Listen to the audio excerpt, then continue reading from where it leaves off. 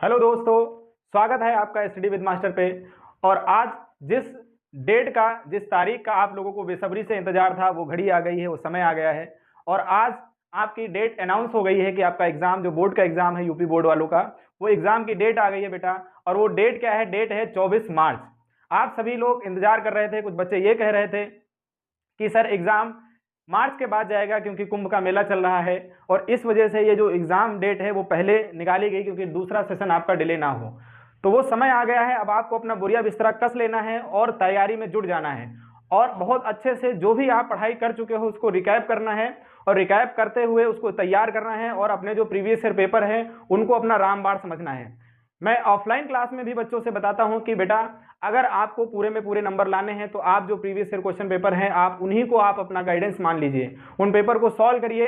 और पिछले 5 साल के पेपर आप कम से कम, अगर आप एग्जाम में जा रहे हो तो सॉल्व करके जरूर जाइए। जो भी बच्चा एग्जाम देने जा रहा है, अगर वो प्रीवियस पेपर या अनसॉल्व नहीं करके जाएगा तो यकीन मानिए एग्जाम उसका उतना अच्छा नहीं हो पाएगा जितना वो सोच रहा है।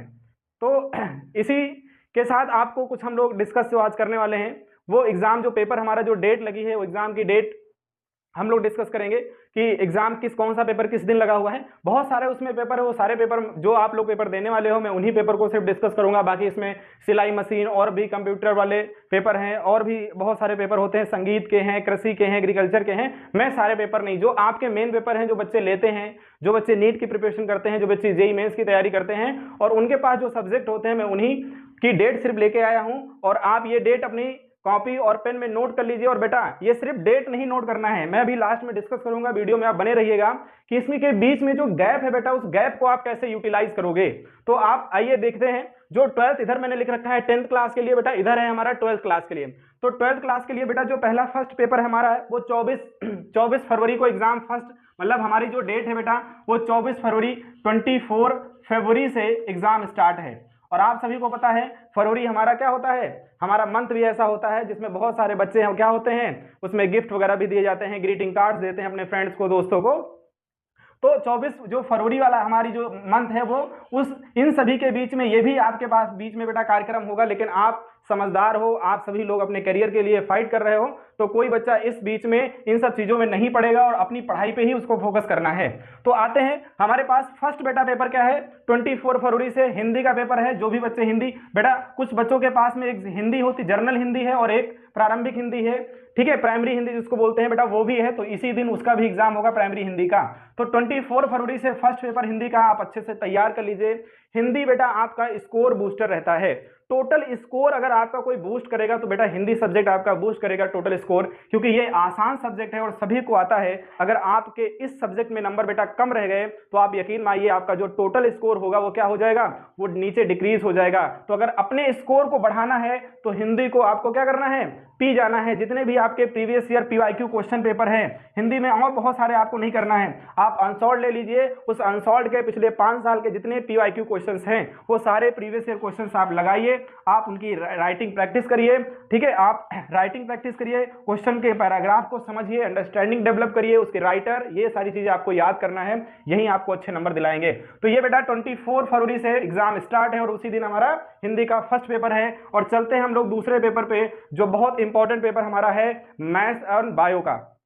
जो बच्चे आगे मैथ ले रखे हैं, जेईई मेंस की तैयारी करेंगे, जिन बच्चों के पास बेटा बायो है वो नीट की प्रिपरेशन करेंगे, उनके लिए ये वाला जो सब्जेक्ट है बेटा बहुत क्रूशियल सब्जेक्ट हो जाता है।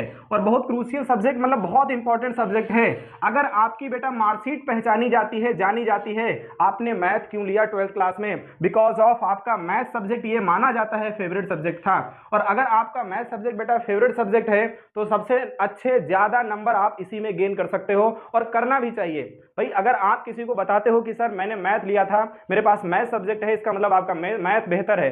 और मार्कशीट में जितने सब्जेक्ट हैं उस सब्जेक्ट में मैथ में आपके सबसे अच्छी परफॉर्मेंस होनी चाहिए। इसका सिलेबस भी बेटा बहुत कम कर दिया गया है, मतलब आप अगर चाहो तो मैथ ही एक ऐसा बेटा सब्जेक्ट होता है जिसमें आप 100% स्कोर कर सकते हो। और इसमें ये बेटा ध्यान रखिएगा, बहुत सारे बच्चे अभी भटकने वाले हैं इधर उधर, किधर भटकने वाले हैं, वो क्वेश्चंस उनको प्रोवाइड किए जाएंगे। कोई इंपॉर्टेंट क्वेश्चन यूट्यूब पर प्रोवाइड करेगा, बोलेगा ये क्वेश्चन कर लो, वो क्वेश्चन, उलूल जुलूल आपको क्वेश्चन नहीं करना है। आपको एक बुक फॉलो करनी है, that's book is NCERT, NCERT आपको बुक्स फॉलो करनी है और इसी के जितने एग्जाम्पल हैं, जितने क्वेश्चन एक्सरसाइज में है, इनको आपको बार बार लगाना है। क्या करना है बेटा? एक ही बुक को बार बार लगाना है। यकीन मानिए अगर मैं जो बता रहा हूं आप इतना कर ले जाओगे तो आपके नंबर 100 में 100 आएंगे मैथ में। एक भी सिंगल क्वेश्चन बेटा आउट ऑफ सिलेबस नहीं पूछा जाता है। आप हमारी मत मानिए, आप प्रीवियस ईयर के क्वेश्चन पेपर लीजिए और एक एक क्वेश्चन को मैच कराइए। एज इट इज डाटा भी बेटा चेंज नहीं किया जाता है। जो इंटर में, जो 10th क्लास में, जो 12th क्लास में मैथ की बुक है उसी से एक एक क्वेश्चन आएगा। तो आप 100% स्कोर करोगे बेटा। मैं डिस्कस करूंगा अभी इनके बीच में गैप है, उस गैप में आप कैसे किसी सब्जेक्ट को तैयार करोगे। नेक्स्ट बेटा पेपर हमारा है, नेक्स्ट पेपर हमारा 6 को है और वो हमारा फिजिक्स का पेपर है। ये बेटा सबको रुलाता है।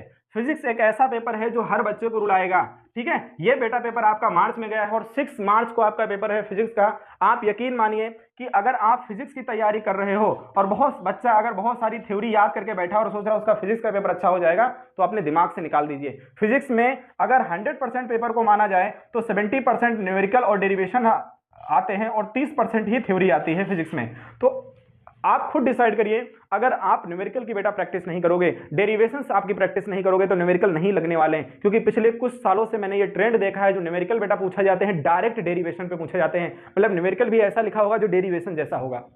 तो अगर आपका डेरिवेशन तैयार है, प्रोसेस तैयार है कि ये किस प्रोसेस से हम आंसर लेके आए हैं, किस प्रोसेस से हमने फार्मूले को डिराइव किया है, तो यकीन मानिए आपका फिजिक्स का पेपर भी बहुत अच्छा होने वाला है। और जिस बच्चे को अभी तक जितना भी पढ़ा होगा, जितना भी उसने सिलेबस में, उसकी कोचिंग में सिलेबस पूरा हुआ है, नहीं पूरा हुआ है या कंप्लीट हो रहा है, अभी आपके पास सफिशिएंट टाइम है। आप लग जाइए जी जान से, जितना भी पढ़ा दिया गया है पहले आप उसको तैयार कर डालिए।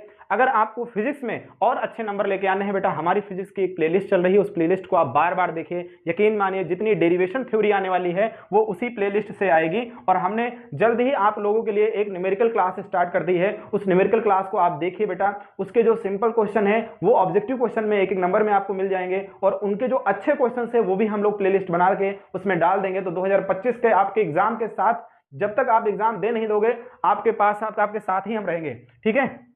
अगला बेटा पेपर है हमारा, वो है 8 मार्च को। 8 मार्च को बेटा केमिस्ट्री का पेपर है 12th क्लास में। और केमिस्ट्री में बेटा जस्ट रेशियो, अगर आप 100% पेपर को मानते हो तो यकीन मानो केमिस्ट्री का जो 70% पोर्शन रहते बेटा थ्योरी पोर्शन रहता है और 30% पोर्शन इसका भी न्यूमेरिकल पोर्शन रहता है। क्योंकि इसमें 2-3 चैप्टर ऐसे हैं बेटा उसमें न्यूमेरिकल पूछे जाते हैं, ठीक है। इलेक्ट्रोकेमिस्ट्री हो गई, और जो पहला चैप्टर सोल्यूशन विलियन जिसको आप कहते हो विलियन हो गया, इलेक्ट्रोकेमिस्ट्री हो गई, काइनेटिक, ठीक है। ये सारी जो केमिस्ट्री है बेटा वहां से ये क्या होता है, तो इसके 30% न्यूमेरिकल पोर्शन आता है और 70% इसमें थ्योरी पोर्शन आता है। तो याद कर लीजिए, ऑर्गेनिक केमिस्ट्री इसका इंपॉर्टेंट रोल बेटा इसमें अदा करता है। इसमें अच्छी अच्छी रिएक्शंस आती हैं, नेमिंग रिएक्शन को आपको तैयार कर लेना है, जितनी नेमिंग रिएक्शन है। और पिछले 5 साल के पेपर में, प्रीवियस ईयर पे बेटा ज्यादा ध्यान दे रहा हूं, क्यों? क्योंकि एग्जामिनर जब बेटा पेपर सेट करता है तो पेपर सेट करते समय उसको पिछले साल के ट्रेंड को फॉलो करना होता है। और पिछले साल के ट्रेंड को जब वो फॉलो करता है, इसका मतलब प्रीवियस ईयर का कहीं ना कहीं असर रहता है। एज इट इज क्वेश्चन उठा के डाल दिए जाते हैं। तो आपको पिछले साल के पेपर इसमें केमिस्ट्री में भी सॉल्व करके जाना है। और लास्ट पेपर है बेटा 12 मार्च के बाद, इसके बाद में आपकी बल्ले बल्ले। और 12 मार्च को इंग्लिश का पेपर है। जिस भी टीचर से आप इंग्लिश पढ़ रहे हो, उसकी ग्रामर पोर्शन, उसका जो कॉम्प्रीहेंसिव पोर्शन हो गया, उसके पैराग्राफ हो गए और उसका जो कन्वर्जन है, ये सारी चीजें आप उसकी अंडरस्टैंडिंग को डेवलप करिए। और इंग्लिश में बेटा बहुत सारे बच्चे इंग्लिश सिर्फ पढ़ रहे हैं और उनके टीचर पढ़ा भी रहे हैं। आप डेली एक लॉन्ग क्वेश्चन, इस समय बेटा एक नहीं 2, daily 2 long question, 2 short question आपको डेली राइट करना है, लिखना है। सिर्फ पढ़ने से नहीं होगा, आप लिखना है। आपको उसकी आंसर राइटिंग, उसके जो मेन वर्ड्स हैं, जो की वर्ड्स हैं बेटा पैराग्राफ के, वो अपनी कॉपी पे लिखना है और की वर्ड को याद करना है विद उसकी मीनिंग। और जब आप उसकी आंसर राइटिंग करोगे तो उन की वर्ड्स का आप यूज करोगे अपने आंसर राइटिंग में। और जब एग्जामिनर पढ़ता है कि हाँ ये की वर्ड्स यूज किए गए हैं, वो उसको पैराग्राफ की अंडरस्टैंडिंग हो जाती है कि बच्चे ने इस चैप्टर को पढ़ रखा है, ठीक है। तो आप इंग्लिश भी आपका इस तरीके से आपको तैयार करना है। तो ये हमारा ओवरऑल बेटा 12th क्लास का रहा। वैसे ही मैंने 10th क्लास के लिए लिख दिया है यहाँ पे। 24 फरवरी को बेटा हमारा पेपर हिंदी का है, इसमें भी। और 1 मार्च को बेटा पेपर हमारा किसका है, मैथ का है। इसमें बेटा सेकंड पेपर भी मैथ का है, इसमें भी सेकंड पेपर मैथ का है। और मैथ हाई स्कूल की जो ऑफलाइन क्लासेस है बेटा, उसमें पूरी तरीके से सिलेबस को लगभग कंप्लीट कर दिया गया है। एक चैप्टर बचा हुआ है, उसको मैंने रोक के रखा हुआ है। और अगेन फिर मैं कह रहा हूं, आप जितनी बार रिपीट करोगे एक एक क्वेश्चन को, उतनी बार आपको इतने अच्छे नंबर इसमें मिलेंगे मैथ में, आप यकीन सोच नहीं सकते। जो बच्चा भाग रहा है सर ये क्वेश्चन करा दीजिए, ये वहां से लेके आइए प्रीवियस ईयर क्वेश्चन, ये टफ करा दीजिए, टफ नहीं आता हाई स्कूल में बेटा।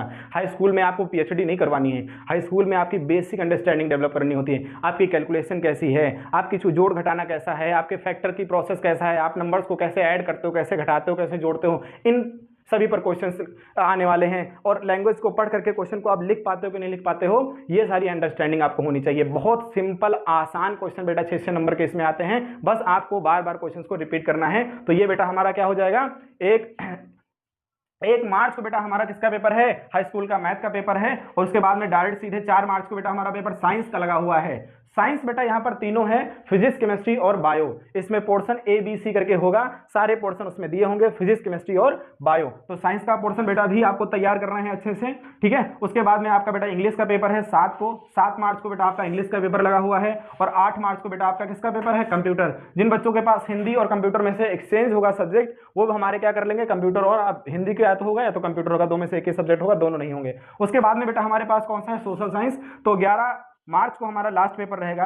और जो भी बच्चे यूपी बोर्ड से पढ़ रहे हैं उनकी ये है, आप अपनी कॉपी पर इसको नोट डाउन कर लीजिए। और जो भी बेटा गैप है, उस गैप में अब बच्चे आपको तैयारी कैसे करनी है।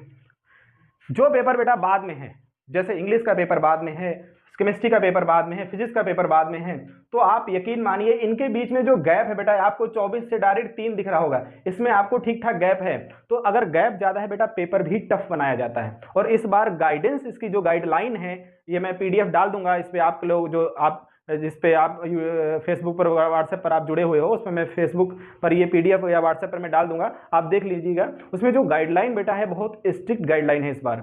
सीधे सीधे वीडियो रिकॉर्डिंग आपकी पूरी जाएगी, ऑडियो उसमें रिकॉर्डिंग होगी। आप क्लास में कोई बदतमीजी नहीं कर सकते और करिएगा मत, ये भी मैं बता दे रहा हूं। आप अपने बलबूते पे जाइए और मेहनत करके अच्छे से एग्जाम की तैयारी करके जाइए वहां पे, ना कि किसी से नकल करके आपको पास होना है, ठीक है। तो ये हमारा बेटा पेपर हो गया। गैप बेटा इसमें ज्यादा दिख रहा होगा तो पेपर भी आपका थोड़ा टफ आएगा। और इसी गैप में आपको दूसरा पेपर भी तैयार कर लेना है, क्योंकि 3 के बाद बेटा 4 और 4 के बाद बेटा 5, सिर्फ फिजिक्स के पेपर में बेटा 2 दिन का गैप है। तो यहां पर आप ये मत करिएगा कि 24 घंटे आपको मैथ ही पढ़नी है, नहीं। इसी गैप में 24 से जो 3 के बीच में बेटा गैप है, इसमें आपको ये सब्जेक्ट भी तैयार करना है, इसीलिए यहां पर गैप ज्यादा है और ये गैप कम है। बहुत सारे बच्चे क्या करेंगे, इस गैप में सिर्फ क्या करेंगे, मैथ को पढ़ते रहेंगे। ये आपको नहीं करना है। आपको क्या करना है, आपको ये जो बेटा गैप हमारा है, इस गैप में जो इस सब्जेक्ट को भी आपको तैयार करना है। तो ये आपको मोटा मोटा मैंने बता दिया है। और अगर किसी को इसके बारे में जानकारी चाहिए, डिस्क्रिप्शन में इसके कमेंट में आप कमेंट करिए इसके बारे में। अगर किसी सब्जेक्ट के बारे में जानकारी चाहिए या किसी सब्जेक्ट की आपको स्ट्रेटेजी चाहिए कि अब मैथ को बचे हुए शेष दिनों में, जो हमारे पास बेटा अप्रॉक्सीमेट कितने दिन बच गए हैं, आज बेटा 18 हो ही गई है, 18 10 दिन इधर मान लो, और उसके बाद में दिसंबर हो गया और जनवरी हो गया, ठीक है। तो 30 70 दिन आपको मोटा मोटा दिख रहा होगा। इसमें से 10 छुट्टियां निकाल दो तो 60 दिन अप्रॉक्सीमेट आपके पास बेटा 2 मंथ है, 60 दिन है। तो अगर आपको ये जानकारी चाहिए कि इस बचे हुए 60 दिनों में सर कैसे हम प्रिपरेशन करें किसी भी सब्जेक्ट की, तो आप कमेंट करिए कमेंट बॉक्स में, हम आपके लिए स्ट्रेटजी लेके आएंगे। और अगर पॉइंट टू पॉइंट आप उतना ही पढ़ लेते हो, पूरा पढ़ने की बेटा जरूरत नहीं है, सिर्फ उतना पढ़ लेते हो, तो आपके बहुत अच्छे मार्क्स आ जाएंगे। 95+ मार्क्स मेरी दिलाने की जिम्मेदारी है अगर आप हमारी स्ट्रेटजी फॉलो करते हो, ठीक है। तो ये छोटी सी जानकारी रही। अभी नोटिस आई है बेटा, इस वीडियो को ज्यादा से ज्यादा बच्चों तक शेयर करिए, सभी को ये जानकारी मिले और सही समय पे अपनी तैयारी को मजबूत बनाएं, ठीक है। तो शेयर करिए और एंजॉय करिए और अच्छे से लग जाइए। आप बिल्कुल इधर उधर जाना नहीं है, शादियां आ रही हैं, बहुत सारे आपके फंक्शन होंगे, बहुत सारे आपको इनविटेशन कार्ड आएंगे, सारे इनविटेशन कार्ड को क्या कर देना है, साइड में कर देना है, क्योंकि अब लग जाना है आपको अपनी प्रिपरेशन पे। और समय बिल्कुल गंवाना नहीं है, इधर उधर टाइम मत वेस्ट करो, जितना समय हो सके फोकस करो और अपनी स्टडी को दो और खुद के करियर को बनाने को दो। कल रिजल्ट आएगा, अच्छा रिजल्ट आएगा, नंबर अच्छे आएंगे तो सारे लोग आपकी तारीफ करेंगे, ठीक है। तो मिलेंगे नेक्स्ट क्लास।